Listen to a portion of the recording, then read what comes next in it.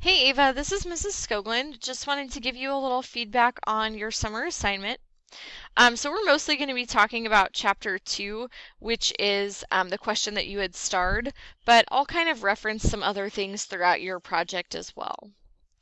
So the first thing I look for in a body paragraph structure, which is what this is that you have a good topic sentence that answers the question that was provided and sort of like previews what's going to come in the paragraph. So I felt like in a lot of your paragraphs, Ava, like this one, you sort of hint at the question, like you say, many of these jobs are being impacted, but notice the question asks you, what are some of those careers and how are they being impacted? So I just think you need to be a little more detailed in answering the question right off the bat, and then you can get into some of the other parts of it as well, a little easier. Then I looked at actually the end of your paragraph for a concluding sentence because that should also sort of tie back up to the question and signal to the reader that, the paragraph is over. I think you did a nice job with your concluding sentences, and those did definitely tie back, and like I could tell as the reader that, the paragraph was wrapping up. So good job there. Next, I looked at evidence. I think you did a good job selecting your evidence. So I like how, you have one kind of about doctors up here and then lawyers down here. That allowed you to develop the paragraph nicely.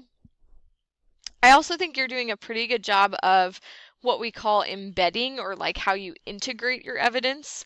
So for example, this one says computers now have the technology to process the binary blah blah blah. Notice even with the quotes that flows together really smoothly, which is exactly what we want. So good job there.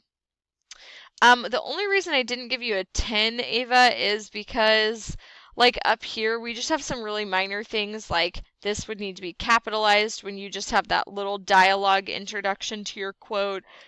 And down here, we want a comma to lead in. So just kind of some little detail things that we'll work on and clean up definitely. Next, I looked at your commentary.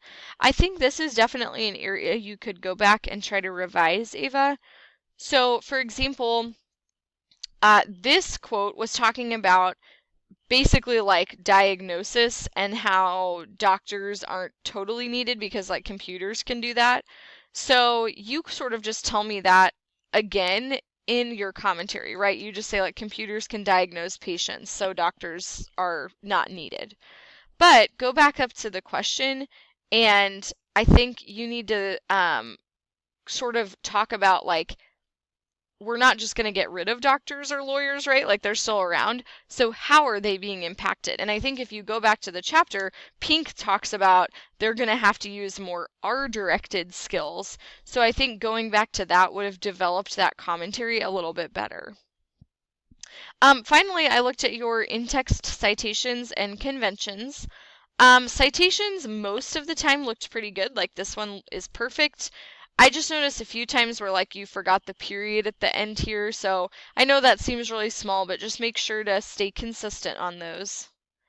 And then conventions, like you definitely proofread and it was easy to read, just kind of some minor things like thinkers' jobs, like you forgot an apostrophe, so that kind of a thing. So just some little things to clean up there. And then let's see, our directed activities looked really good as well. And I noticed this one where you watched this TED Talk. I had several people watch this, so it kind of stuck out to me. But I definitely think it seems like this speaker told a story very effectively to explain sort of a scientific or more technical concept. And so this definitely seemed like a good example of the chapter. So anyway, just wanted to give you some feedback.